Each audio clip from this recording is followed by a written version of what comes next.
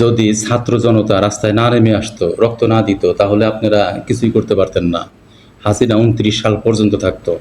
যারা আজকে ডিসেম্বরের ভিতরে ভোটের জন্য কান্নাকাটি করতেছেন, তারাও যে যার জায়গা মতো চুপচাপ আরামে বসে থাকতেন, কিছুই করতে পারতেন না এবং করতেনও না। আর আজকে ৬ মাস দেরি সহ্য হয় না। উনি বলছেন আগামী জুন পর্যন্ত, আর আপনারা ডিসেম্বর, মানে এই জেদাজেদি শুরু হয়েছে, ছোট বাচ্চাদের খেলা না, টানাটানি, আমাকে দিতেই হবে, না দিলে আমি ছাড়বো না। জেদ করে তো পারলেন না। এই মেয়র ইলেকশনে আপনার ইশরাককে বসাইতে যায় আদালতকে দিয়েও ভয় দেখাইলেন। জেদ করে কি কিছু করা যায়? উনি চেষ্টা করে যা করতেছেন, বিলাইয়ের সিম ফিরিয়ে নামছেন দুর্নীতিবাজদেরকে সরাবার জন্য, লেভেল প্লেইং ফিল্ড করবেন, সেটা না করে উনি যাবেন না।